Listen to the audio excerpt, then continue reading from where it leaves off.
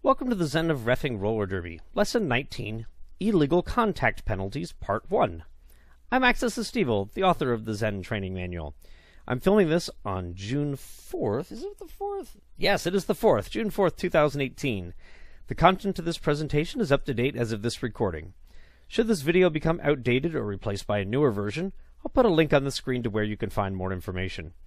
And as always, you can find the latest version of the full training manual at www.tinyurl.com/zenreffing.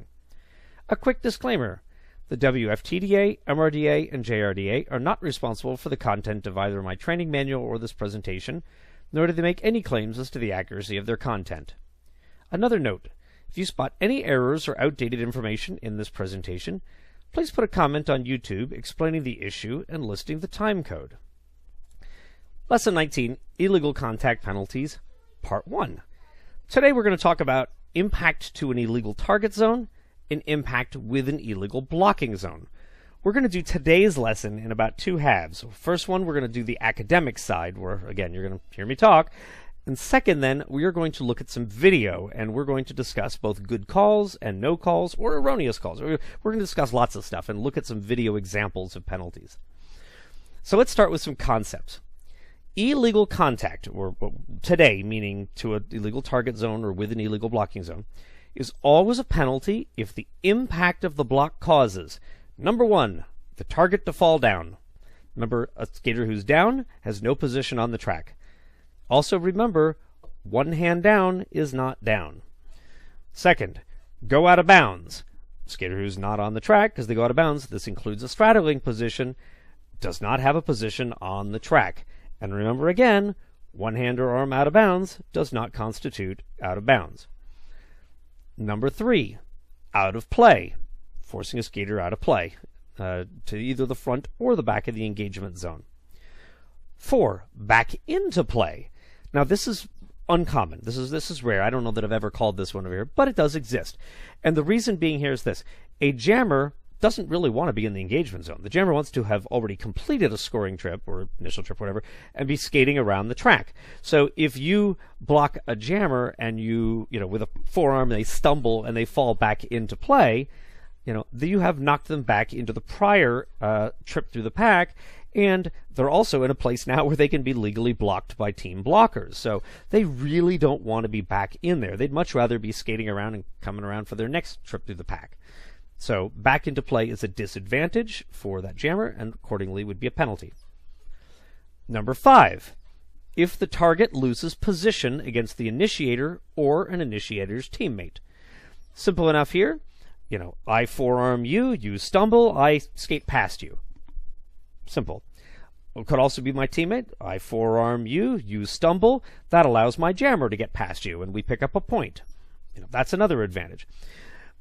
But something you should keep in mind is the relative position where everybody is on the track in this. Now, if you and I are way over here, we are on the outside of the track, and I forearm you and you stumble, and that allows, and then my jammer whizzes by right by the inside of the track, about 13 feet away from you.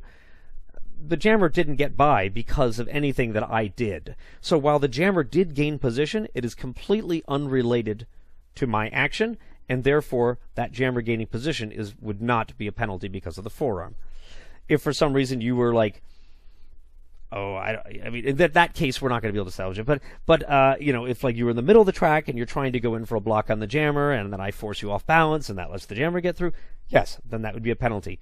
There can be times when you're going to have to make a call, basically use your discretion whether someone was affected by an action or not affected by an action. And that's just make a call, ref. Make the decision. Number 6, I think we're on. Similar, yeah. Basically, initiator, the teammate gaining position on opponent. We talked about you losing position.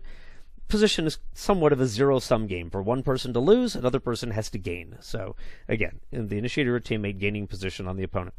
Now, something to keep in mind is that brief and minor gains of position do not warrant a penalty unless they earn a pass towards scoring or lead jammer status. What do I mean by that? I mean, suppose there's 4 blockers, and I skate up, I'm the jammer, and I skate up, and I bump one of these blockers just right in the back, and they skate, a foot out of line, and I am able to get my hips past the wall, so now I've scored 3 points, and then I fall back. Well, I didn't actually gain position in terms of, like, I didn't go through the wall, but I picked up 3 points. That would be worth it more than a penalty. Now, if it was a blocker that did that, if I'm instead of I'm the jammer, I'm the blocker, and I bump one of the opposing blockers forward, I briefly get my hips past, but then I go right back. Essentially, I'm yielding my advantage. I'm not taking advantage of that hole. Yes, I momentarily got my hips past, but as a blocker, it's not like I'm gaining any points or anything like that, and I didn't take advantage of the fact that I got my hips past, and I went right back. That would not be a penalty. Now, in some cases, I have heard some jammer refs, including some very, very high-end jammer refs, say they will use their discretion because, particularly like at the beginning of a jam, when you've got a wall of blockers and the jammer is engaging a very stable wall of opposing blockers, sometimes on occasion they can push them very slightly and that hip can get very slightly forward, and technically speaking, they would be getting their hips past an opponent, and thus they're earning a pass. Thus, it might be a back block and a penalty, or the back block is impact, so it's a penalty. So what the referee does is they basically use their discretion to say, I'm just not going to give them credit for that, for getting their hips past, even though technically they did it. I'm not going to count that as an earned pass. Therefore, the action lacked impact, and therefore they doesn't have to issue a penalty on it. Now, you're playing a little bit with the rules at this point, which might be very fine for very minor actions. The hip got 1 inch ahead of the opposing hips. It had been a very minor hit. No one's safety was jeopardized. There was no other impact, at all besides this. That would be fine. If it was a very, major hit and the person went flying way forward and that jammer got a foot ahead and then went back, that would not be the case in that case. So, you could use discretion, but be conservative in how you do it, in that particular case. Now, illegal contact from an otherwise legal block will become illegal because the target turns or moves or shifts in such a way that they present an illegal target zone that cannot be avoided. In that case, it would not be penalized. That's kind of a mouthful. We've talked about it in prior lessons, but I want to go over it again here because it's very important. If a jammer is skating up behind a blocker and that jammer is about to initiate a totally legal shoulder block, it's going to be a great block. They're going to send them flying, and then they're going to continue on. They're going up, they're about to initiate that shoulder block, and suddenly that blocker goes, boop, and they turn 90 degrees or something. Instead of a shoulder block, now they're initiating the blocker in the back. That jammer, it's half a second before impact, that jammer cannot avoid that contact. They hit that blocker in the back, the blocker goes flying. In this particular case, the blocker is now considered the initiator because they chose to present an illegal target zone, so it's their own damn fault that they took that hit. Now, you also need to consider this. If that jammer could have avoided the blocker, but chose not to, say instead of half a second before contact that the blocker turned, but 3 seconds before, or maybe 2 seconds before. So maybe the jammer can avoid the hit, but they choose not to, and they go into that blocker anyway in the back. Well, now the jammer is the initiator again, because they could have avoided it, they chose not to. Now that means there's going to be a fine line in there, or a kind of a gray area, at which point you're not really sure who the initiator is. And those are cases where you no call. And, it's like, you might have an irate skater, but if you cannot be certain of a call, don't make it. That also can be, that gray area can be a place where some referees will make the call, others will not. So, you'll start getting, you can always find a point where 50% of referees would make it and 50% wouldn't. And it's just kind of an ugly point, but it happens on occasion. And there's not a lot you can do other than try to make sure that you feel that you are correct in the call that you're making. If somebody else makes the call, that's their decision to make. But you can either make the call or make that no call, and you should be comfortable with the call that you're making.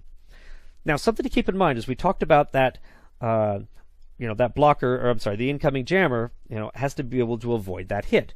How the control they have for themselves is going to affect that. It's very contextual. Is that jammer out of control at the time? Are they did they take a hit? They're on one skate going, whoa! They can't help where they're going because they have not regained control of themselves from the prior block.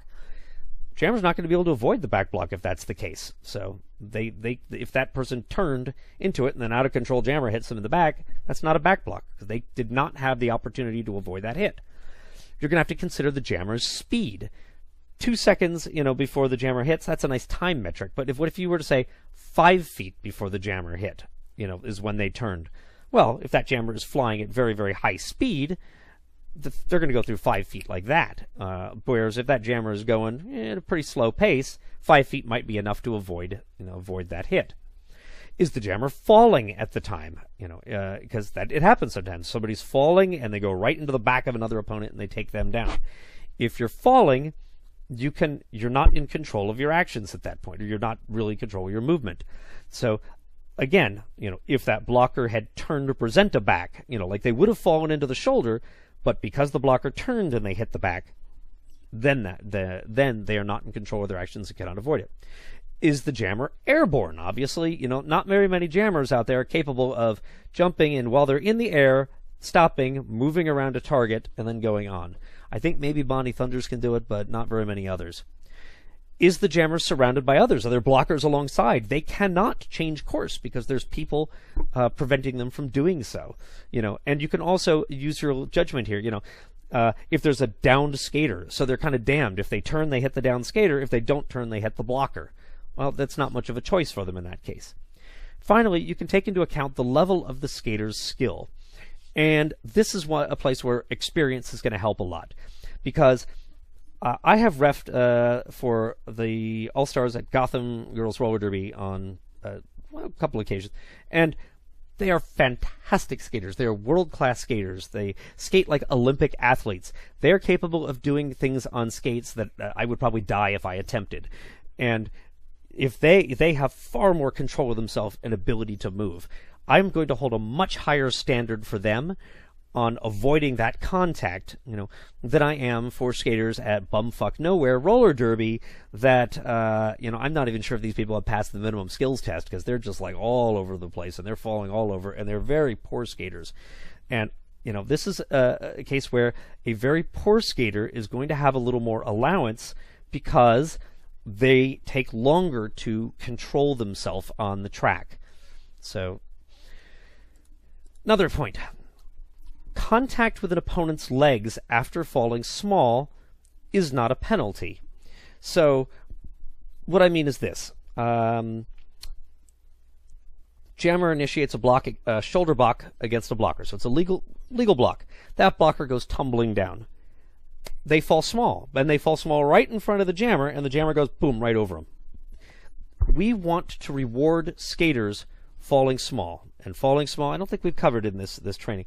Falling small basically is when you fall, your hands are basically around your helmet like this. So if you take a head hit, it's like protecting your neck.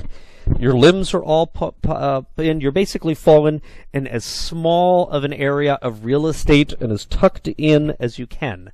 This is the opposite of falling sprawl, which would be using a lot of real estate. And you fall wide as if you're trying to take out as many skaters as you can when you fall. A down skater on the track is a safety hazard. We really don't want that. So anything they can do to minimize the risk to other players, we want to reward that. The rules do so by saying that if an opponent falls small, in front of an opposing skater, that is not a penalty. Now, there are two exceptions. A few exceptions. Number one, if the falling small was intentional. That's not how we play roller derby. We don't just take dives in front of the opponents, small or not. We don't do that. Number two, if it occurs 3 times in one game. So this is what we traditionally call habitual. If you look in the glossary of the rules, you'll notice habitual basically says 3 or more times in a game.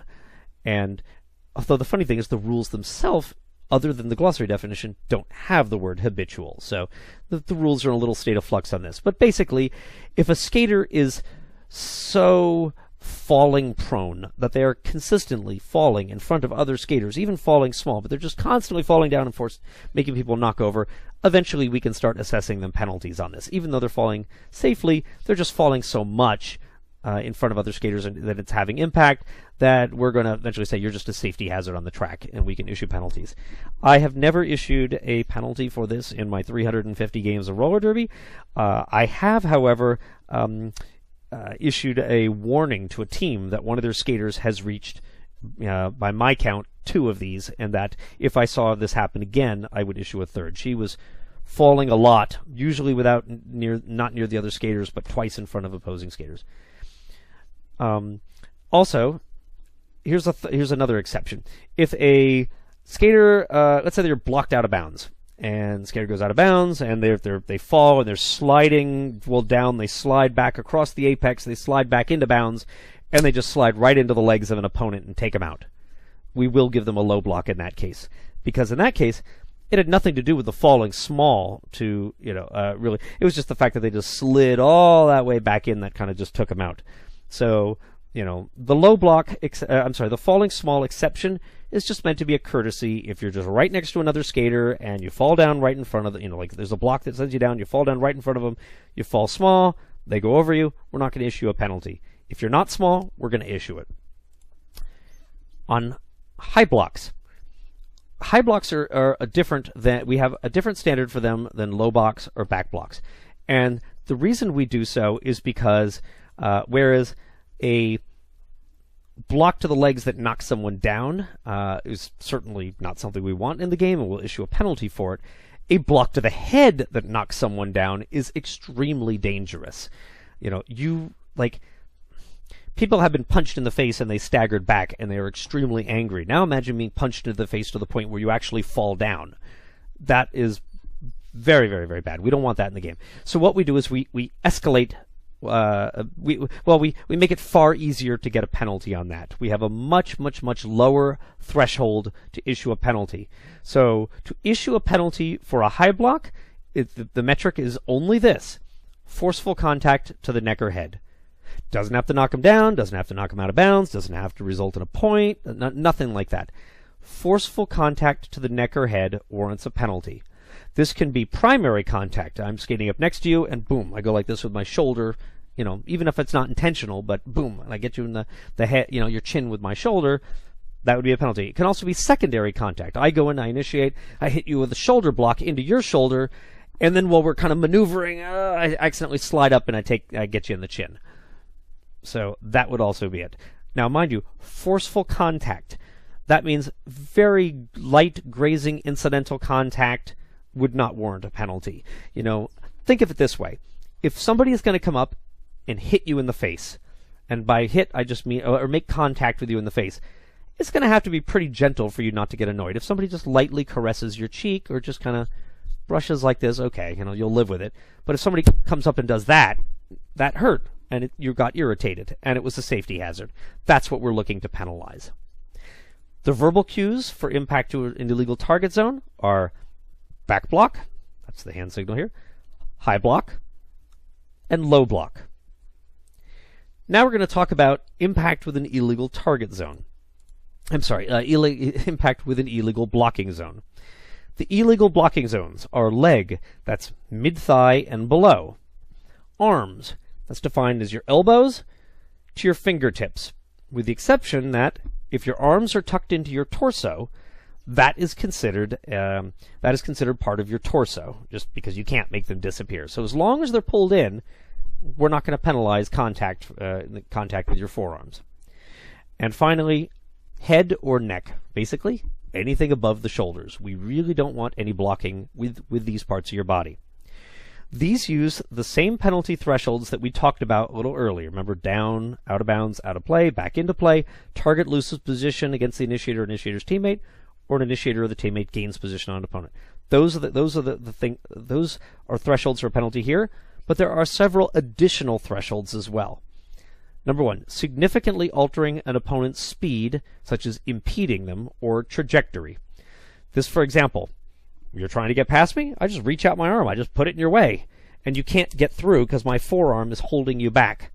Now, again, this is forearm. If I'm holding you back with my upper arm in here, and I'm not touching you with the elbow, it's just my upper arm holding you back, that's fair game. It's strictly the forearms, as I said, elbows to fingertips.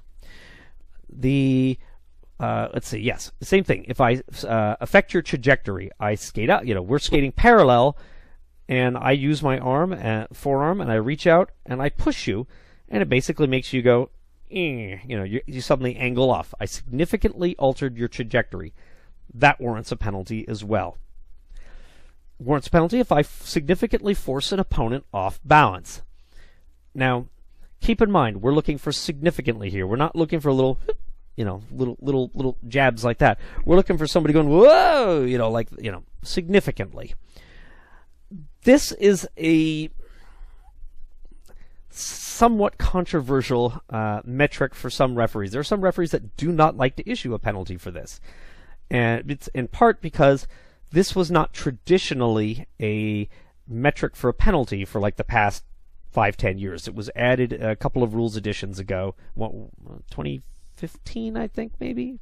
Something, anyway, hasn't been in the rules for all that long, and there are referees that are uncomfortable with issuing a penalty for this. They don't like the idea that my forearm knocked somebody significantly off balance. They want to see significantly off balance plus some sort of additional impact.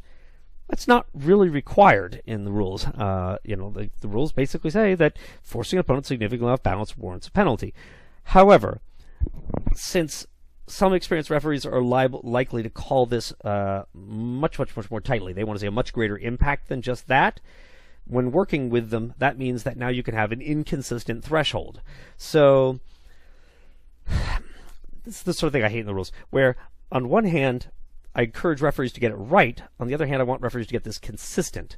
So if you're working with a lot of old-time referees, people that have been around for a while, it's not a bad idea to talk at the officials meeting to ask how they would like this particular issue enforced, because otherwise you might wind up with an inconsistent thing, or worse yet, somebody knocks somebody significantly off balance with a forearm, you call it as a penalty, and the jam referee or some other referee promptly overturns it and tells them to remain on the track. So not only do we have inconsistent enforcement, it's now confusing the skaters with what's going on.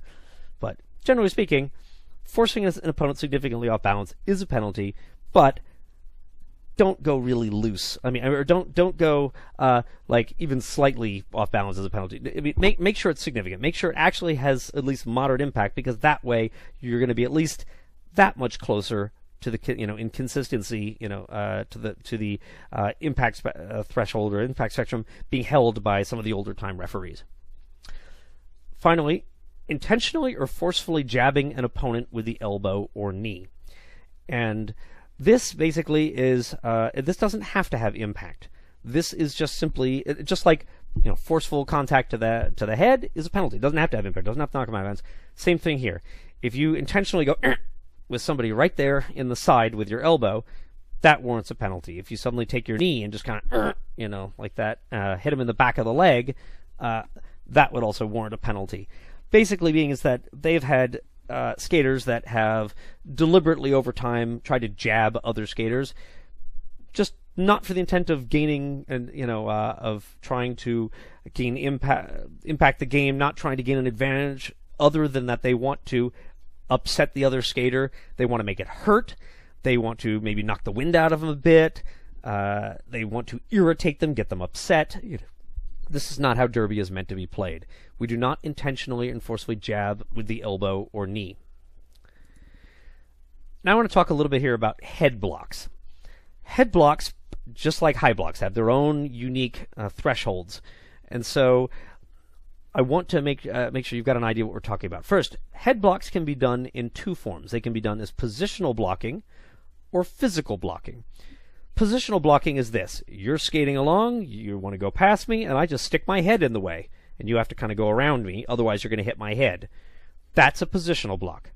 A physical block would be this. You're skating up, I just take my head and I go bonk right into your side. It's a physical block. Something to keep in mind, physical blocks don't necessarily need to have contact. If you're coming up and I'm like trying to go in there and kind of hit you in the side, with my head, and I miss like that, generally that's not going to warrant a penalty, but it might warrant an expulsion if the action I was doing was reckless. We're going to come back to that in a later lesson when we talk about fouling out and expulsions. But for now, I want to concentrate on really the penalty level and the no-call stuff. So positional blocking. A no-call threshold is this. unintentional positioning causing an opponent to either stop or move around you. So blocker is, say, facing clockwise, and jammer's coming up, and the blocker, as they get ready to make a hip, they dip low, and for just a brief moment, they bring their head down. So if the jammer was to hit in that instant, the head would be the first thing to hit. But then the blocker kind of comes back up, and they hit legally. Just for a moment, they just had that unintentional positioning. That's no call.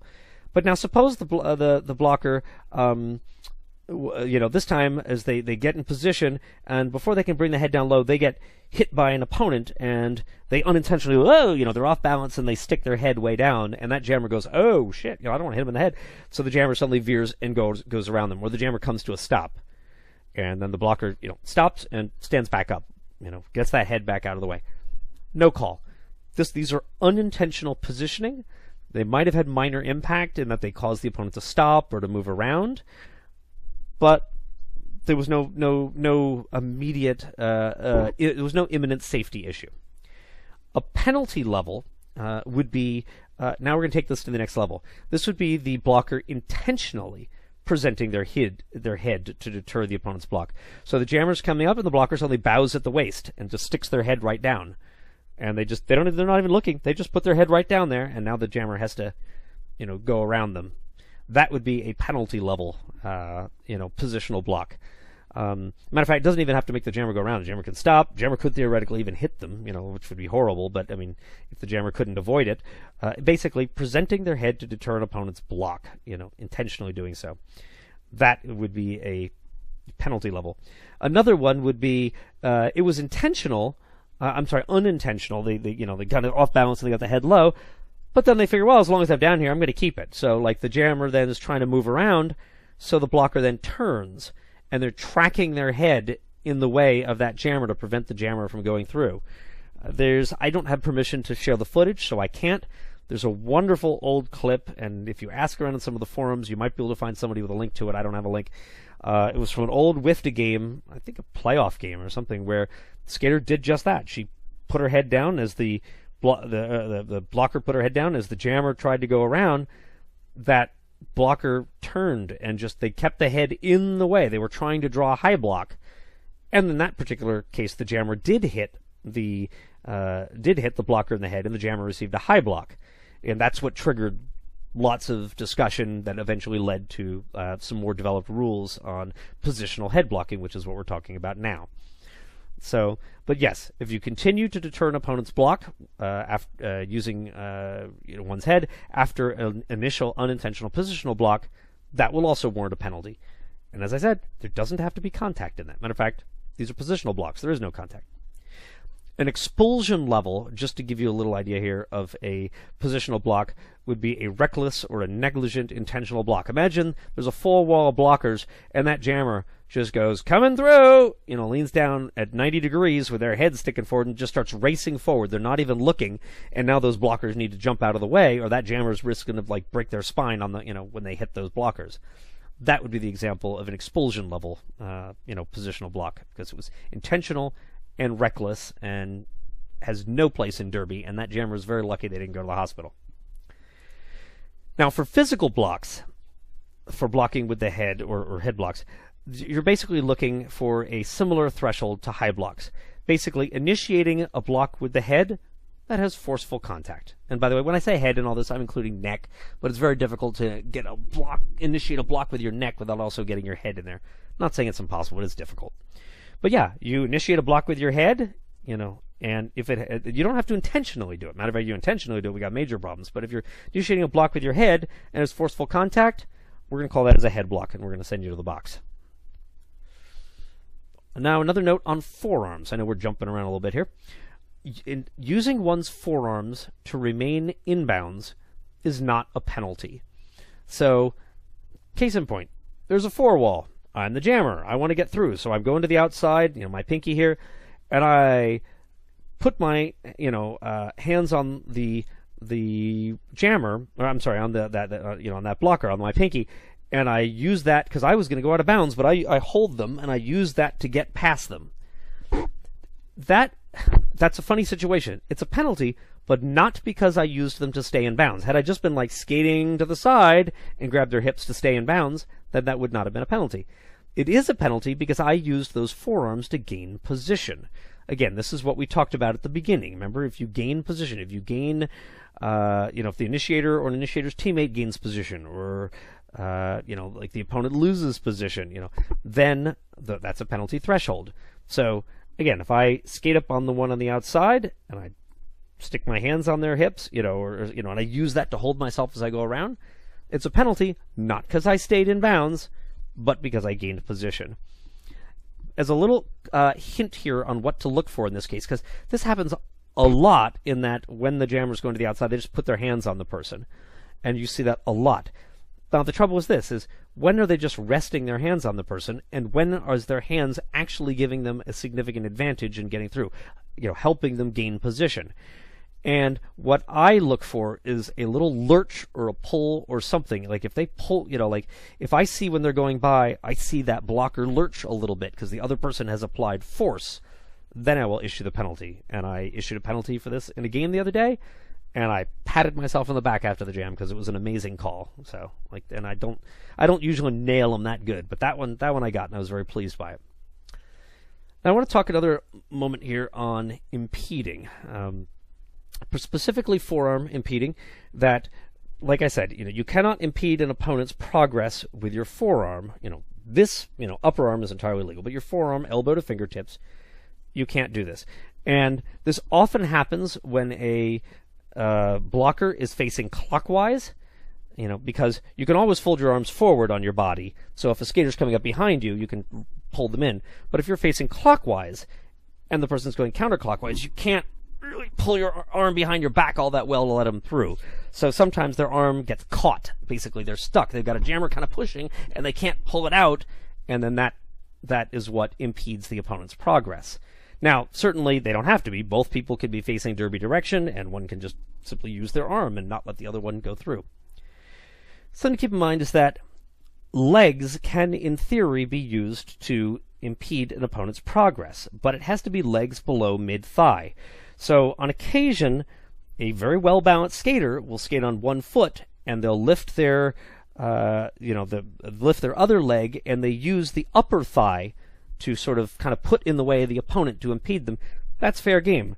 But as soon as they're getting kind of below the mid-thigh, and they're really reaching out and they're impeding their progress, that would be a penalty. When we think of an illegal blocking zone impeding an opponent, we think of forearms, because 99% of the time that's what it is. But it can be legs as well. On all of this, the verbal cues you're looking for: head block, forearm, leg block. Now, let's go take a look at some footage. Alright, let's take a look at some footage here. But before I do so, by the way, you're seeing my really messy desktop up here on my computer. So my secret's out. I try to keep my house more or less clean, but my desktop is a disaster. Alright, first, I want to begin with a note on watching footage. To a small extent, watching footage is a bit like checking out a Rorschach ink blot, where different people can look at the same thing but see different things. So two referees can watch the identical action, and yet they come away with different conclusions about what actually happened. And this actually happens even when they stop and they can watch a piece of footage in slow motion. Partially, this depends upon how tight someone's impact spectrum is. I mean, what one person considers to be a penalty, another might consider no call. And impact spectrum, while it should be universal, it really isn't in actual effect, because some of the distance can be regional. Like I've heard, although I can't verify, that Americans tend to be much stricter on forearm impeding metrics than European referees, for example. Other times it's a local difference, because a lot of referees don't have mentors, or they have one specific mentor, and then over the years that person is training a lot of officials in an area, and if that referee had a stricter or looser impact spectrum for a penalty, then all those referees that they train tend to have the same impact spectrum, which, by the way, is one of the reasons why traveling around the country or the world and officiating tournaments in different areas is a good idea, because that allows you to go and see what the metrics are in different areas, and sometimes you learn things you can bring back to your area to help kind of fix things. I want to make one more note here, just before we begin watching the footage, is that all of the video you're about to see is being shown with permission, both of leagues, skaters, anything. If I was able to track down the leagues, I asked them permission. Copyright holders, if a skater was potentially being embarrassed by a penalty, if I could track them down, I were asking them for permission to use this. Please, if you're going to show this to people in a setting that is not educational, you want to show this, or I don't know, you just want to show this to your friends or something, please discuss this in a respectful manner. I don't want anybody here, if you can identify them or a team, I don't want to see people calling other people out or making this a thing on social media. People have been kind enough to allow us to use this for educational purposes, and let's keep this respectful for everyone involved. So let's talk about some calls here, or some no calls, as the case may be. And we're going to begin with this one here. Now, let me turn down the sound on these. This is going to be a big pain. I don't want to hear this. Okay. Here we go. Let's start by watching a potential back block penalty. And boom, in they go. Okay, that's a little fast, so let's go in here. And let's see, can I slow this down? No, I have no idea how. View. No, I don't know. I don't know the software. Okay, that's okay. I'm going to zoom through like this.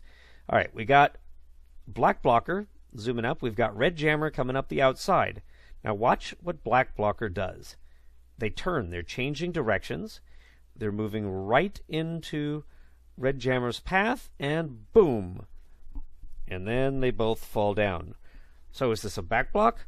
The answer is no, because that change of direction, they're not on a collision course until black blocker changes direction. So black blocker is initiating the block. Red jammer, well, they do have a slight bit of time. They really don't. I mean, you can see just how much time they have to change direction. Boom, really not much of anything. That maybe a second, if that. So in goes black blocker, and they are initiating a block with their back to the front of red jammer. This is a legal blocking zone. You can use your back to initiate a block. It's a legal target zone. They're initiating a block to the chest and torso of red jammer, and as a result, they both fall over. Entirely legal block, no call. Second bit of footage over here. Another potential back block penalty. Let's take a look at this. And boom. Yeah, I don't think it's going to take too much to convince you that one was a back block. Here we go. We got there's green pivot just hanging out, and in comes black jammer, and boom, right in the center of the back, and down goes black blocker. Now, the only possible confounding thing here is, notice that black blocker is trying to use their forearms, like they're not tucking them into the body, which would be required for a legal block. Instead, they are... no, okay. All right, let's take a look at our second piece of footage. Another potential back block penalty. And here it comes. Boom! Right in. Yeah. Not only is it going to take too much to convince you this is a block. Here's green pivot, right in place. Green pivot is not really changing directions. They're adjusting very slightly, but they're not really moving much. In comes green jammer and takes them right out. Not only that, green jammer kept their forearms extended. Look, they're hitting with extended forearms, which you can't do. Now, they can initiate with the extended forearms, provided they instantly pull them into the body, which they did. Like, you don't see green pivot going flying right now because they're letting the forearms come in. They tuck them into the body, but then they're pushing out again. So I think that basically, the blocker or the jammer was trying to use their forearms to kind of protect themselves a little bit. Oops. And was happy to do so at the pivot's expense. Boom. Back block. Had this been even a little faster or a little, more reckless, I might even, say this is starting to get a little bit more in towards egregious territory, but probably not too bad like this. But I'd be watching. If this blocker was making a habit of doing this, we would have, I would be much, much more concerned. All right, let's look at the third one. The camera angle is not great on this one. But let's take a look. It's not even, very clear. And boom. Whoops, I forgot to turn the sound down. I don't know if you could hear that at home, but that was very loud in my ears on these headphones. All right. Boom. There they go. Back block goes in. The blocker goes in. Now, for starters, well, actually, here, we can even play this in slow motion here, or at 25% speed. Notice, black blocker is initiating. First off, they're going clockwise. So if nothing else, this is a clockwise block. They initiate. They don't actually knock. Notice that the person that they're contacting, white blocker, white 5-1, doesn't actually fall down. They're knocked out of position. But the main thing is that they're knocking them in such a way that it's like allowing their teammate to get through. So, first off, who did it? Well, obviously, black blocker is the initiator. What was the nature of the contact? Contacting while going clockwise, and they're contacting to the back of white 5-1. And, the back, it's a little hard to tell from this angle. As a referee, I really wouldn't want to be calling it when I'm not 100% certain. Like, maybe they might be hitting the shoulder. But I'm told the other referees around there confirmed that yes, it was absolutely a back block. So, for the purpose of this footage, except that it was in the back. Contact to the back forces the white blocker out of position, although white blocker does not fall or go out of bounds, but it allows the jammer to pass through and score points. So we're going to call that a penalty. By the way, don't know that I would upgrade this one to a potential egregious block here. While they certainly sent the white blocker. Oops, here we go. There we go. They certainly send white blocker rolling pretty good, so there's a fair bit of force in that. And it was clockwise. So, while yes, blockers need to be in derby stance whenever they're in the pack and understand that illegal blocks can happen, I'm getting concerned here because now they're doing two things. They're doing the clockwise and the back block. And while this is not, in my opinion, egregious warranted expulsion, it's getting up there. I would be like either issuing a warning or filing it away in my mind. And if I see another one like this, then I would issue a warning to the team that further actions like this are going to warrant a recommendation for expulsion. Could also be that if you see different blockers initiating this, then you assemble the captains and you say, okay, we're having back blocks that are not just back blocks causing position gain, but they're back blocks that are actually becoming dangerous for the players involved. And so, the cumulative effect of all these back blocks may eventually warrant expulsion. I don't really like to expel based on cumulative things, but if the game is becoming unsafe for the players to play because this sort of action is becoming quite common, then that's becoming another matter. All right, now we're going to talk about high blocks. So let's take a look at this bit of footage here. It's loud in my ear again. I need to turn that down. Okay. Ouch, that hurt. Okay. Here we go. And boom. You might have seen it. Let's look at it in slow motion. There you go. We've got blockers trying to come through. Jammer is changing trajectory, initiating towards jammer is trying to come through. The blocker is changing directions, and boom! Right into their chin. That has gotta hurt. That is a high block penalty. That is a classic example of a high block penalty. Here you go again, folks. And boom. And then slower, another boom. Yeah, if you see that, you give the penalty. That is absolutely a high block. That is like classic textbook high block. All right, now we're going to like this one over here. Loud in my ear again. This is another program. How do I turn this down? No, edit. Aha, here we go. All right, this is going to go fast, then slow, then really slow so you can watch through. Watch the jammer up here in the center. Watch the leftmost blue blocker over here, blue 8-8. Boom. Ow. There you go. And boom. Let's watch it again real slow. Right there in basically the neck and chin. See now, watch what that blue blocker on the left is doing. They're not skating anymore. They're stopped. They're digging down their toe stops. Okay, they are going very, very, very, very, very slightly clockwise, but they dig in the toe stops, and they haven't actually initiated the block yet. So all that counterclockwise derby direction movement has stopped. So whatever they're doing now, this is about to be a stop block. And boom! Right up. Right into that face of that skater, right into their neck. And that skater is really not feeling good. So first off, we've got the high block, we've got the fact that it was stopped at the time, and if 9-7 wasn't in there in the path, we might even be able to see if there was an extended forearm. In this case, this is actually my helmet cam footage, and I just issued the penalty. But as soon as I got home and I watched the footage from that game, I thought, good Lord, I should have recommended the expulsion for that. That was absolutely an expulsion level high block. Boom. There you go. Fast. There we go. There, musician, the penalty. This is medium. And you can watch it one last time in slow motion. Boom. Yeah, that's not feeling too good for that poor jammer there. Okay.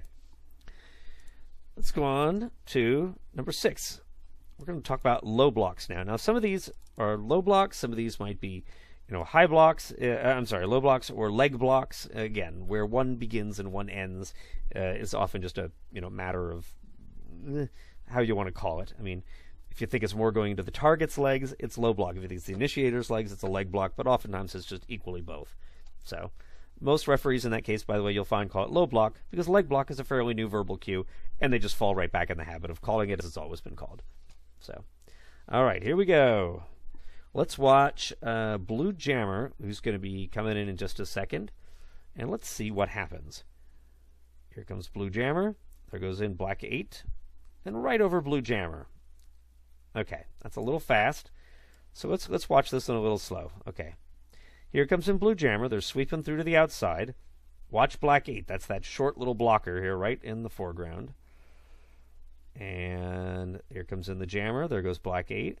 Black 3-3 is going in for a block. I don't know, some sort of block. It's a little blurry. But then watch what happens now. Blue jammer is off balance and is falling down. Maybe there's a back block or something in there. I can't be certain from my angle, but I don't think so. I think Blue jammer is actually in some trouble and they're falling down. Now, as they're falling, see again, it gets a little blurry every time I turn my head. As they're falling, you can see here, Black 8 is already on top of them. Blue jammer is going down, but there's no possible way that Black 8's going to be able to avoid this contact, and they fall. But notice, blue jammer has fallen small. They might be able to get a little smaller. A referee like that OPR right there might have a slightly different perception. From this angle, I would no call this. I would say it's good enough for me that they've fallen small. And that's what they have to do, is make an effort to fall small to minimize their real estate in the game. Now, if that OPR, who's got a much better view than I do, if that OPR looks at that and goes, oh, no way, they are not falling small, they totally could have, taking into account the relative speed of the action, they might call it as a low block. But I would be very content with a no call on this, based on the footage that we're seeing here. And once again, boom, they go right down over him. All right, let's take a look at the next one here. Oops. Yeah, here we go. Number 7. Okay. I want you to keep an eye here on Black Pivot and what is going to happen here with wait a second. Black Pivot? No. I'm sorry, Green Pivot. My notes, I have the wrong color written down. I'm going to fix that in my notes. All right. Keep an eye on Green Pivot. Green Pivot is way on the far side of the track. It's the foremost green blocker you're seeing there. So let's take a look at what happens. We're going to watch this. Boom. All right. So let's see what happens to that black jammer and why they fell. Is this a low block or is this not? Boom. And here's our answer. Watch what happens, okay? Black jammer comes in. There's a little forearm something there, going on. I'm not exactly sure what. I'm going to say, just assume for practical purposes here that's legal. If a referee was certain that was a forearm that was knocking them down, then that would change the whole calculus on this. Anyway, green pivot goes down. Okay. Black jammer can't stop, so black jammer is stepping over green jammer. Black jammer is doing a pretty good job of going over green jammer. And then look what happens. I'm sorry, going over green pivot. And green pivot decides to get back up. And in doing so, they're making contact with the leg of Black 8 and sending Black 8 over. So basically, this is the opposite of what we saw in that last clip. In the last clip, that jammer was in a fall small position. Well, in this one, the pivot really can't get into a fall small position too well. I mean, they've got someone right on top of them. But they could remain laying down. They could remain down and minimize their real estate, but they didn't. Instead, they decided to get up. Getting up is basically, at this point, initiating a block to the leg of black 8. So in doing so, green pivot warrants a penalty for getting up. And we'll watch it one more time at full speed.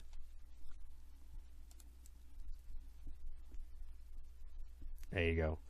The moral of the story, falling small only protects you as long as you continue to fall small. As soon as you give up falling small and you're getting back up, that protection is lost. All right, here we go. I'm going to play this one here. Whoops. I'm going to play this. This one is going to go fast, medium, slow. I'm going to play this fast a couple of times, and then medium, and then slow. So let's see what we see. Now keep an eye here on blue jammer. Blue jammer is going to have a contact with the foremost, I think it's the foremost white blocker up there. Boom. All right. A little fast. Let's watch it again. At home, give a little thought on whether you'd call this as a low block. Now it's a little fast. Let's watch it again. There you go. Now let's watch it at medium speed and see what we can see. Okay, there's definitely contact to the feet. We can see that. Here we go. They go in. It's definitely skate-to-skate contact, so we've got the grounds for the low block. But remember, to issue a penalty, we need to know 3 things. We need to know the nature of the contact. Well, that's the skate-to-skate contact. We got that. We need to know the impact of the contact. Well, the white, was that blocker, pivot, whatever it was. That white skater fell down. So we got that. Now we need to know who initiated the contact. So watch. Let's see if you can figure this one out. Boom. Now let's watch it in slow motion. Here we go. And the answer is, white blocker initiated this contact. So notice what white blocker is doing here. White blocker is on the they're basically on the outside of the track. Watch white blocker's movement carefully. They're moving to the inside, and they connect, boom, right by the inside. So basically, in this case, boom, we're going to watch it fast, the medium, and stuff. In this case, white blocker has initiated a block with their leg, an illegal target zone. They initiated it to the blue jammer. The impact was no impact. Blue jammer continued on. So this is a no call. By the way, had blue jammer fallen in that particular case, white jammer should have received the penalty for the low block. This is a good example of how it can be very easy in the moment to misidentify who did it. You know, you've got 1 second, it's fast, and of course there's that blue skater going right in the way. It would be very easy to misidentify who is the initiator. This is why it's a good idea as a jammer referee to kind of keep half an eye on the skaters in front of where your jammer is, particularly when your jammer is going at like high speed or they're entering the pack, because you want to see if somebody is initiating against your jammer. Because had I not been aware of that person initiated, had I thought they were just standing there, I might have thought blue jammer initiated, knocked down white blocker, and thus given a penalty to the blue jammer. All right, let's go on to clip number 9.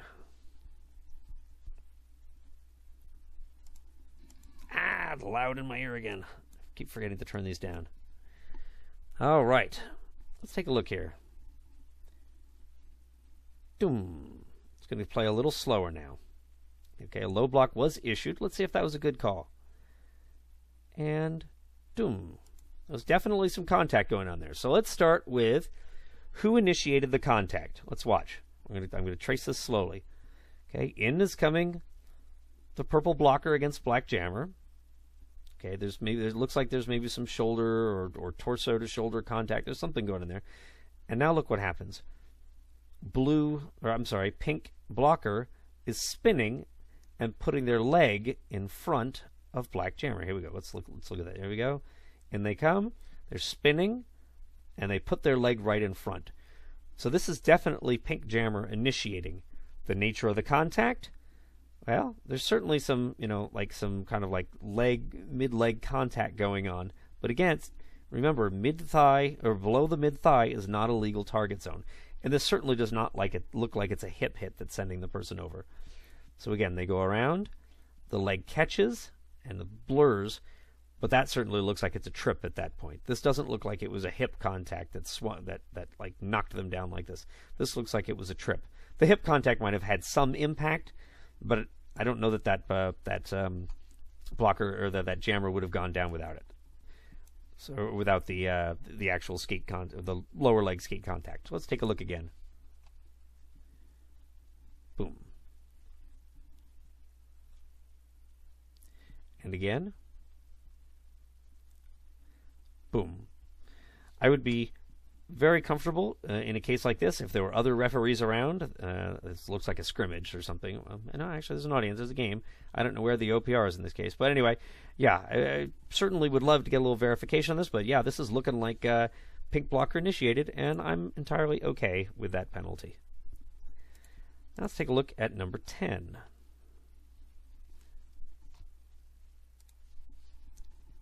Turn the sound down. Not going to blast out my ears. All right, here goes. All right, what happened here? Some contact, definitely lower leg contact going on. The jammer, or the jammer referee, as we saw in the first one, promptly signs no earned pass. So he's saying that's not a pass. Let's see if that was a good call. Here we go. Here we go. Here comes the jammer. Jammer is moving to avoid black pivot. Red jammer is moving to the outside. Black pivot suddenly skates laterally towards the inside, and boom, right there, contacts the lower leg of red jammer, basically right around the skate ankle, right around there. Red jammer. Now, black pivot goes out of bounds, but that's fine. They're in the initiator, so we don't really at this point care too much what's happening to them. But look what happens to red jammer. They land with their skate out of bounds and come back in. So, first, who initiated? Black pivot. What's the nature of the contact? The nature is made contact to the ankle kind of skate area. What's the result? The jammer went out of bounds. This should be a low block, or you might in this case call it leg block, penalty on black pivot. So this should be a penalty on black pivot and not a no earned pass.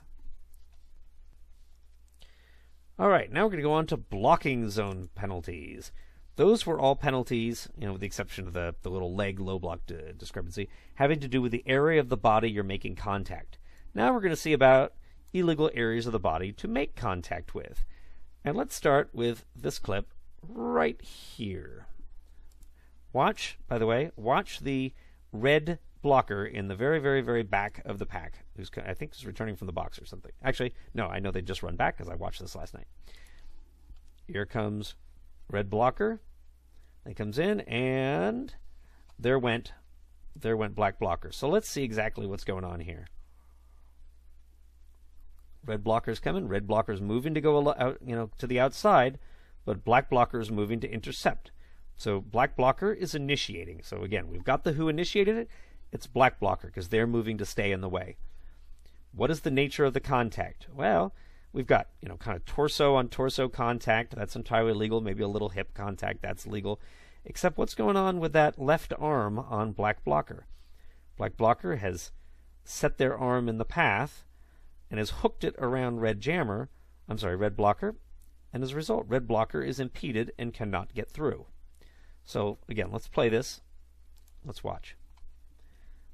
There they come. Black blocker goes in, hooks the arm, stops him from getting through, and thus red blocker is basically forced to avoid it, or forced to change directions because they're impeded.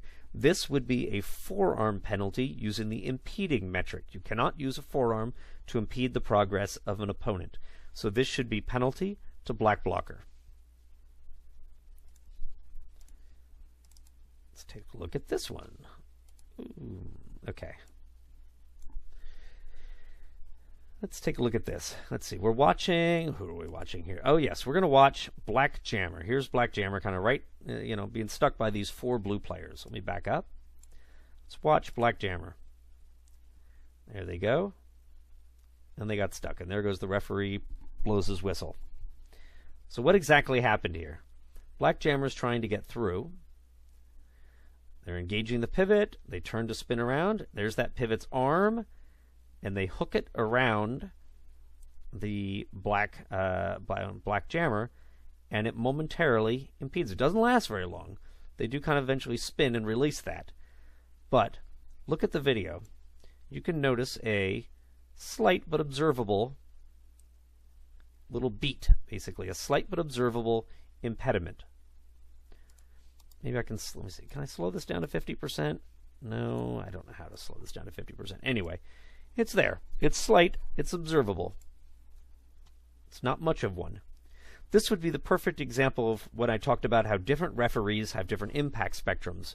Now, I know this referee in particular here, he referees for very, very, very, very like high leagues, like top 10, referees regularly for a top 10 league.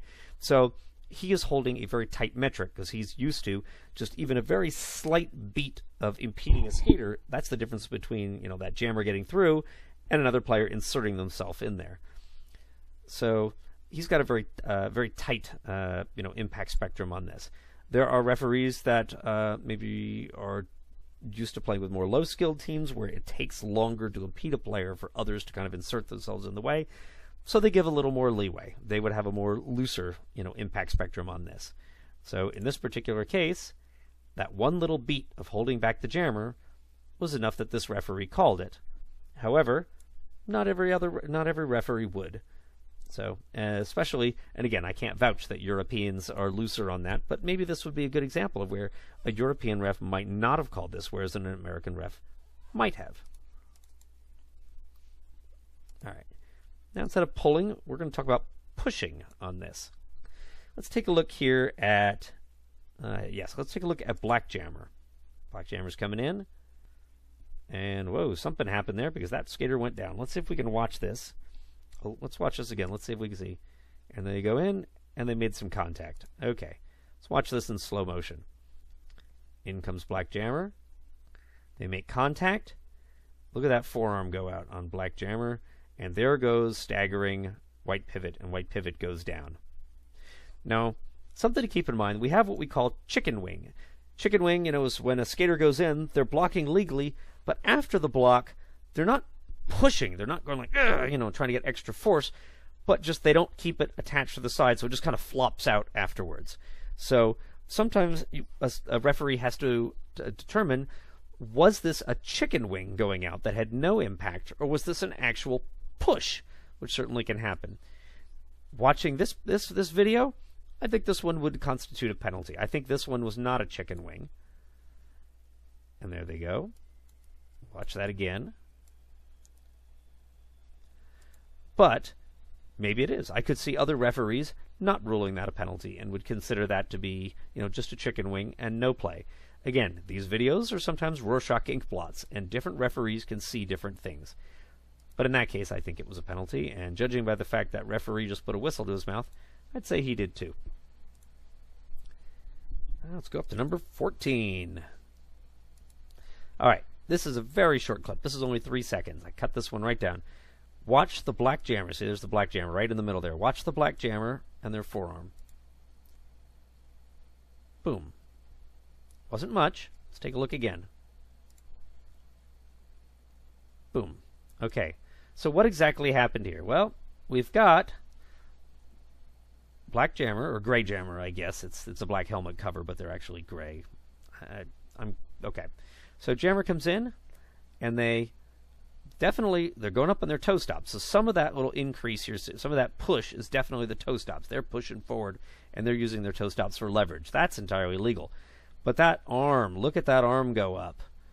That would not be illegal because it's definitely away from their torso now. Now, green blocker is definitely knocked off balance because of this, and they're kind of staggering. Again, partially because of the impact. You know, they've got a 140-pound or whatever, jammer, 150-pound jammer coming into them, running on their toe stops, pushing. Yeah, that's going to send you back. But that forearm is certainly not helping.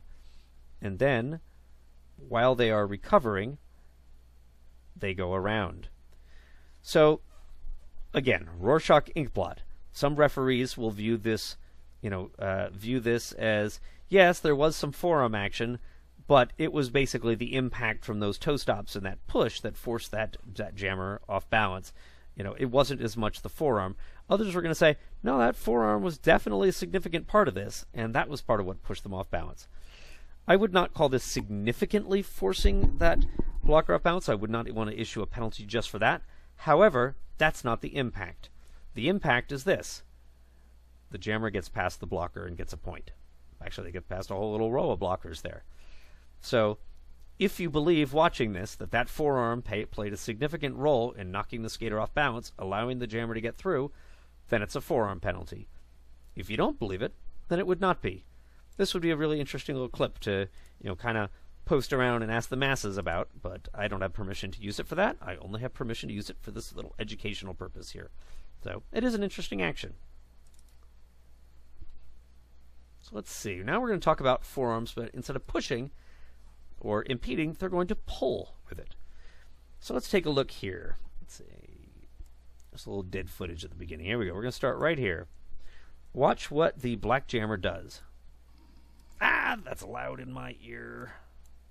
When will I learn? Okay. Watch the black jammer. Okay. Now a little slower. Black jammer's spinning around, and they're pulling. They're giving that blocker a pull. Now, first off, we know the initiator. It's going to be black jammer. So we got that part. What's the nature of the contact? Putting their arms around. What is the impact? Well, is that impact allowing them to get through? Yeah, it certainly seems that way. They're basically putting their arms and they're giving a tug as they go past. Because look at that lurch that orange blocker takes. Look at how that skate is flying way up in the air as that skater's trying to keep their balance because of that tug. So, yeah, I think that this warrants a penalty on the basis that black jammer used their forearm, gave a pull when they went by. They gained a point because of it. I don't know that I would call this significantly off balance. I don't believe that. Well, actually, did they fall? Yeah, it kind of looks like they're falling. There's a little hard to tell from the video clip. If they fell, I would absolutely issue the penalty because their pull caused that skater to fall. Even without the fall, I would say that they gained a penalty. They gained a point because of that, and I would issue that. I would issue the penalty for that. Now, the big thing you're watching is, remember I talked about in my earlier in this video that I aced that one penalty because I saw that lurch. That was moderately similar to this case. Jammer goes around, uses that arm, they pull. But again, look at that lurch that blocker's getting. That lurch is your sign that those forearms are not just sitting there on the blocker, that jammer's actually giving a pull or a push or something, that they're basically using it to affect the position of the person they're passing, and to use it to actually maybe gain momentum, using it to contribute to that pass. So here, again, I'll just play this out for you one last time, but I would issue a penalty for this action. And there they go. Oh, a little slow motion there.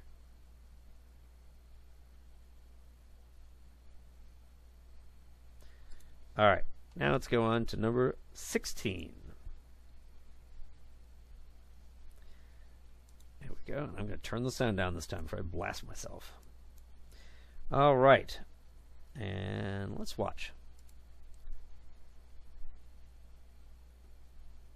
Boom. Jammer went in. Let's watch what happens. Here comes the blocker in. They get in position. Here comes the jammer. Jammer puts their arms on the blocker and, whoa, pulls them right down. Pulls her right down. The issue is this. Here comes the jammer. So we know the initiator. The initiator is clearly the jammer here. Jammer's coming in. Nature of the contact. Nature of the contact is they have a forearm. That hand is wrapped around, their hand and forearm wrapped around that blocker, and they are pulling. Notice they're pulling that blocker right off their left foot. And the jammer has hit that other blocker, is starting to fall, and that jammer is trying to hold on for leverage. So basically, this is a jammer that tried to hold on to another player to balance themselves. And while, yes, you can hold on to a player to balance yourself in the game, just like you can hold on to a player to avoid going out of bounds, you cannot hold on to an opponent that way if you are impeding the opponent's progress, causing them to go down, out of bounds, etc. So in this particular case, Boom. I don't think holding on to that player contributed to the pass. You know, here's the jammer's already turning. See, they're changing directions to go around. So holding that player didn't do that, but they did pull that skater right down. Now, something to keep in mind, that action takes us to essentially a borderline egregious action because, again, pulling an opponent down, this is getting pretty serious now. I would not be recommending expulsion. I don't think it has reached expulsion level territory. But like the act we talked about a while ago, I would mentally file this away. And if multiple acts like this were happening, I would warn the team that they're having a cumulative effect of making the game dangerous because of the action. Again, if I see a couple of these, I'm going to warn the teams that this is, remind them this is not allowed, and they're beginning to enter expulsion territory from there. I really don't want to expel a skater based on this action. I don't think it quite warrants that, but again, if we're getting multiple cases of this over and over and over again, particularly if it's the same initiator in there, then I think we're much closer to the expulsion territory.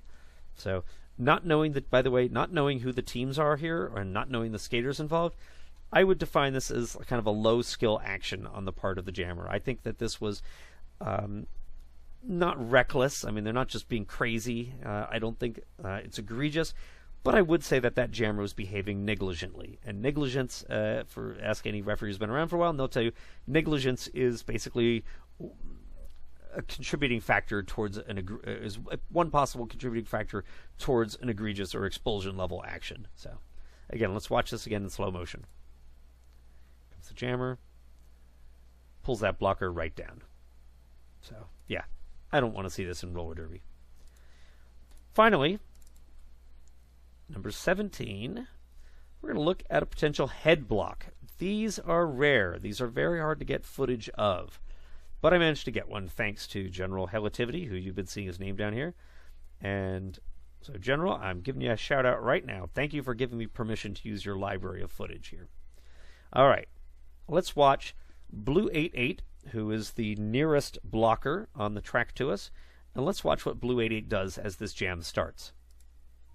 Ah, loud right in my ear. When will I learn? Okay, let's watch Blue 88. Boom, there goes the whistle. Boom, right in. And he issued a penalty in that moment.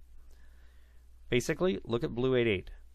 They're immediately going right in, and they're going in shoulder and head right into that skater. This isn't the greatest angle on this, and so I would much rather see a front IPR make this call, because they're going to have a better view of that head making contact. It is theoretically possible. They've got that head 1 inch away, and they managed to keep it in there. We cannot be absolutely certain from this angle. That being said, yeah, I think it was a head block. I'm not, I certainly would not be voting to overturn this in an official review, but I would be saying, I didn't have the greatest view, but it was looking pretty suspicious here. So let's take a look again. They go in. I don't think we have this in slow motion. So one more time.